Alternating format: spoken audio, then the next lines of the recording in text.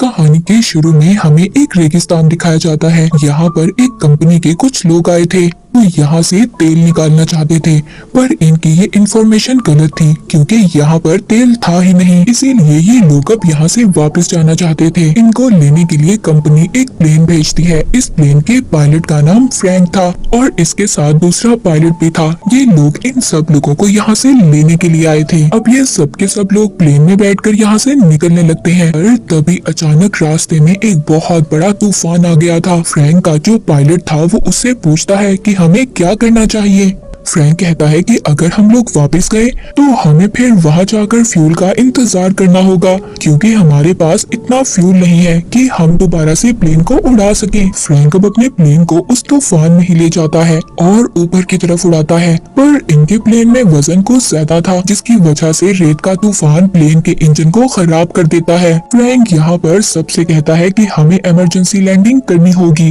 पर प्लेन को नीचे उतारना इतना आसान नहीं था क्योंकि फ्रैंक को उस तूफान की वजह से कुछ भी नजर नहीं आ रहा था। और जब वो प्लेन को अब नीचे उतारता है तभी उसका प्लेन एक चट्टान से टकरा जाता है जिससे उनके प्लेन का पिछला हिस्सा अलग हो गया था और उनका एक मुसाफिर भी प्लेन से नीचे गिर जाता है और वो मर जाता है। तभी इनका प्लेन रेगिस्तान में घिसटता हुआ गिरता है और तभी इनको पता चलता है कि इनके दो और मुसाफिर भी मर चुके थे, पर अभी भी ये प्लेन से बाहर नहीं जाते क्योंकि अभी भी बाहर तूफान था। जब तूफान रुक जाता है और ये लोग बाहर आकर देखते हैं तूफान तो अब रुक चुका था मगर उनका प्लेन रेत में ही दफन हो गया था। थोड़ी देर बाद इनका प्लेन भी अब नजर आने लगा था। ये लोग अब उस तूफान की वजह से उसी रेगिस्तान में फंस चुके थे और इनके पास वापस जाने का भी कोई रास्ता नहीं था। ये लोग वहाँ पर अपने खाने की चीजों को भी चेक करते हैं जिनसे इन्हें पता चलता है कि इनके पास 1 महीने तक का खाने पीने का सामान मौजूद था। तभी एक आदमी फ्रैंक से कहता है कि मैं यहाँ से पैदल ही जाऊंगा।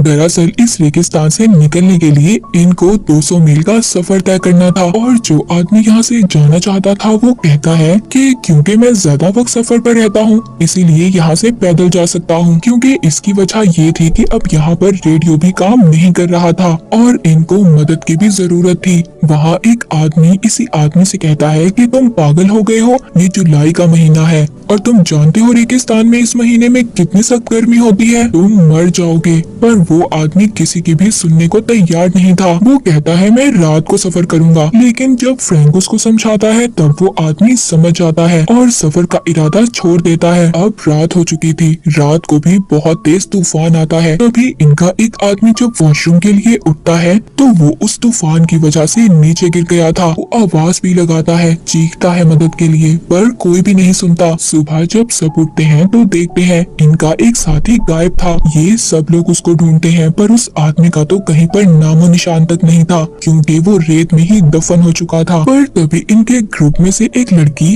फ्रैंक के पास जाती है और उससे पूछती है क्या हमें यहाँ पर कोई बचाने नहीं आएगा, इसके कितने % चांसेस हैं कि कोई हमें यहाँ पर बचाने आ जाए। फ्रैंक उससे कहता है कि हम रेगिस्तान के बिल्कुल दरमियान में हैं और मुझे नहीं लगता कि कभी हमारी इस लोकेशन का किसी को पता चलेगा क्योंकि रेडियो के सिग्नल्स भी बंद हैं। और कहता है हमारे पास खाने की सप्लाई भी बहुत कम है, अगर हमने खुद चलना शुरू किया, पैदल सफर किया तो हमारा ये खाना 2 दिन में ही खत्म हो जाएगा। मैं तो यहाँ पर बस इंतजार ही कर सकता हूँ। यहाँ पर सभी लोगों की उम्मीदें टूटने लगी थी कि इनको यहाँ पर बचाने के लिए कोई भी नहीं आएगा। तभी इन्हीं के ग्रुप में से 2 लोग ये फैसला करते हैं कि ये यहाँ से जाएंगे और वो वहाँ से अपने साथ पानी भी ले जाना चाहते थे। पर तभी फ्रैंक कहता है कि तुम लोग यहाँ से पानी लेकर नहीं जा सकते और अब पानी को लेकर इनके दरमियान में लड़ाई शुरू हो जाती है जिसकी वजह से सारा पानी नीचे गिर जाता है। तभी वहाँ पर इनके ग्रुप का एक आदमी आता है जिसका नाम एलेट था। वो इनके पास आता है और इनसे कहता है कि मेरे पास एक आइडिया है जिससे हम सबकी जान बच सकती है।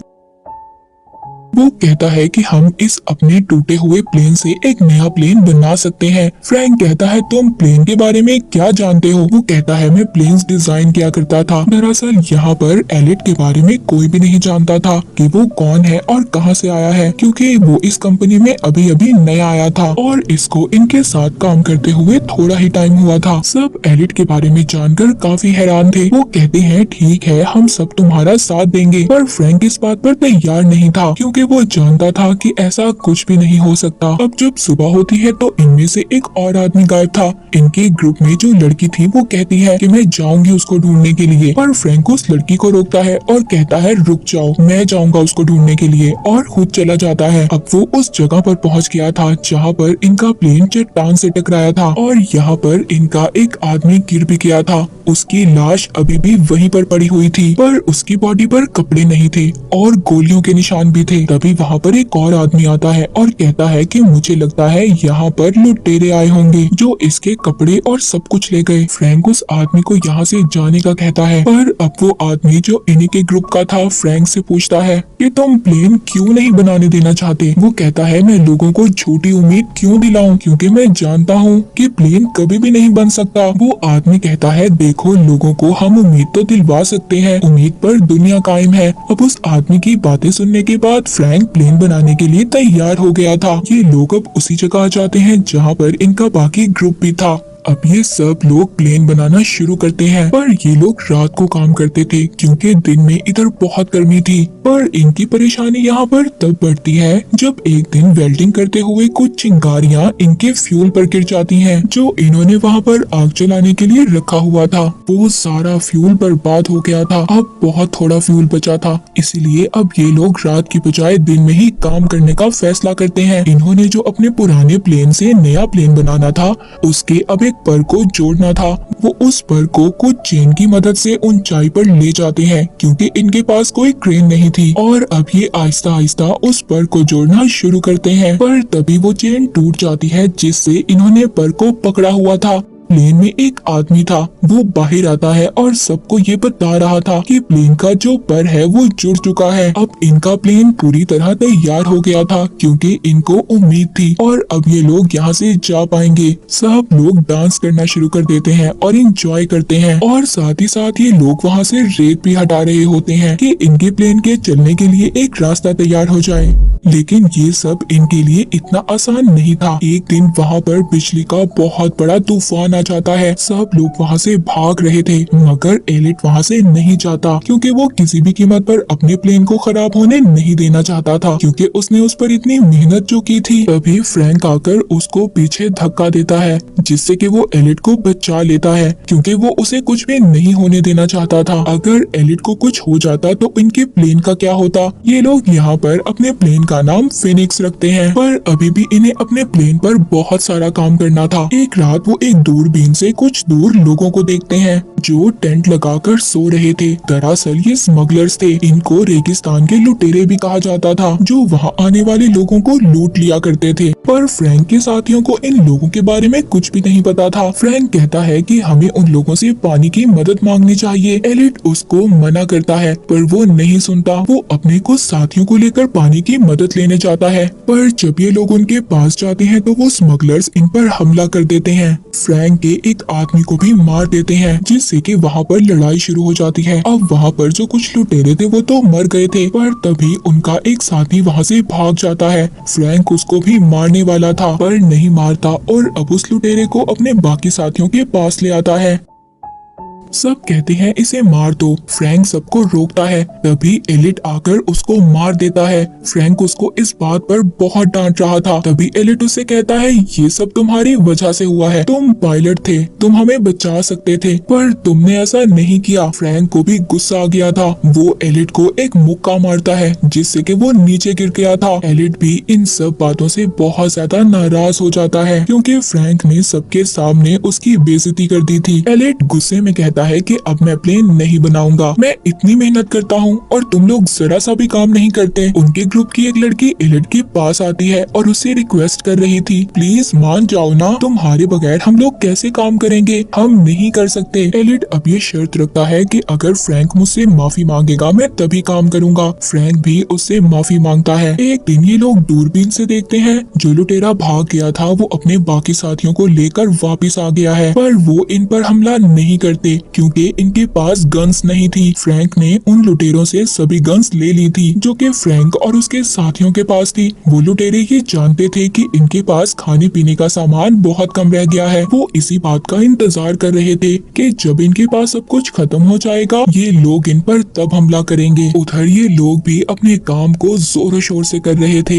एक दिन फ्रैंक को एक बुक मिलती है जिसमें प्लेन्स के मॉडल बने हुए थे। तभी इनको पता चलता है एलिट जो प्लेन्स के मॉडल्स बनाता था वो छोटे मोटे मॉडल्स हुआ करते थे। वो बच्चों के खिलौने प्लेन्स बनाता था पर वो प्लेन्स उड़ने वाले थे। सबको एलिट के बारे में पता चल गया था। एक आदमी को उस पर बहुत ज्यादा गुस्सा आता है। वो कहता है कि तुम कब से हमें बेवकूफ बना रहे थे, ये प्लेन कभी भी नहीं उड़ने वाला और न आज तक तुमने कोई इतना बड़ा प्लेन बनाया है। वो उसके सर पर गन रख लेता है पर एलिट उससे कहता है मेरा यकीन करो प्लेन उड़ेगा। फ्रैंक उस आदमी को रोकता है जिसने एलिट के सर पर गन रख ली थी। तभी वहाँ अचानक फिर से बहुत बड़ा तूफान आ गया था। इन लोगों ने जो प्लेन इतनी मेहनत से बनाया था वो आहिस्ता आहिस्ता हवा में उड़ना शुरू हो जाता है। ये लोग समझ गए थे कि ये प्लेन उड़ेगा।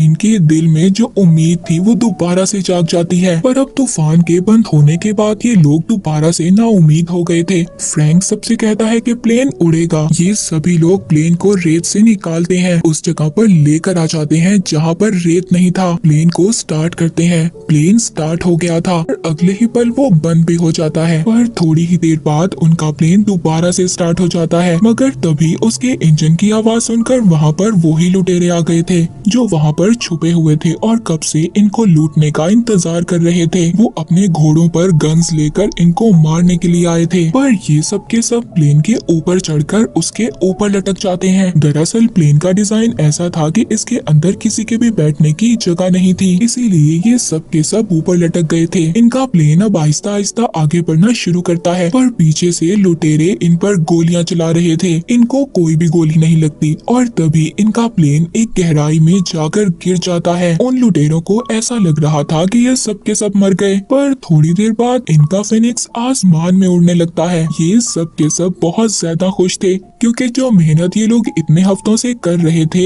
ये उसमें कामयाब हो चुके थे और इस तरह ये लोग रेगिस्तान से बाहर आ गए थे। मूवी के आखिर में हमें लोगों की तस्वीरें दिखाई जाती हैं। ये सब के सब अपनी फैमिलीज तक पहुंच गए थे। फ्रैंक के बारे में ये बताया जाता है कि उसने अपनी एक एयरलाइन कंपनी खोल ली थी जिसका नाम उसने फिनिक्स रखा। और एलिट इसको हम कैसे भूल सकते हैं, इसी की वजह से तो सब लोगों की जान बच पाई थी। इसकी तस्वीर न्यूज़पेपर में आती है जिस पर लिखा हुआ था नासा, यानी वो अब नासा में काम कर रहा था। इस तरह के सब हंसी खुशी जिंदगी गुजारते हैं और इसी के साथ ये मूवी यहीं पर खत्म हो जाती है।